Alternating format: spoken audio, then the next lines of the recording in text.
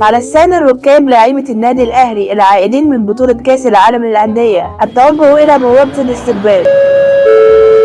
أهلا وسهلا بالمشرفين برا مصر في كأس العالم للأندية. اهلا وسهلا بحرامية الدوري. امال فين رابطة الفجر؟ ما راحتش ليه معاكم البطولة؟ كنت صعدت دلوقتي بظروف قهرية. ها ها ها ها ها ها ها. انت ايه اللي جابك ياض منك ليه؟ جايين شمتانين فينا يا شحات، وعمرهم ما راحوا بطولة كأس العالم للأندية، وآخرهم يلعبوا في البطولة الكونفدرالية أو حتى البطولة العربية عشان الصور مع رونالدو، وبرضه يرجعوا تاني مش ياخدوا البطولة. بطولة عالمية إيه يا بطولة؟ أنت قافلك تكسب فاركو، تكسب الحرس، تتعادل مع سيراميكا، ده حتى ماتش الزمالك بتخاف تيجي تلعبه، بتنزحم لحسن تخسر بفضيحة. لا وكمان نسيت افريقيا، يطلع من سان داونز او يخسر منها 5، بس مش تقلقوا، احنا في ظهركم كل مرة تخسروا من سان داونز هنجيب لكم حقكم على طول. ليه خفيف؟ انا اعرف في فرقه بقالهم 25 سنه ما خدوش افريقيا، وبعدين سان داونز البطوله الوحيده اللي خدها على قفا النادي ابو خطين. ها أمال فين الواد زيزو صحيح مش شايفه معاكم؟ ده شكله راح يتفرج على الماتشات بتاعت بطولة كأس العالم للأندية، ولا بيشوف له فرقة تانية يمضي معاه. ها ها ها ها ها.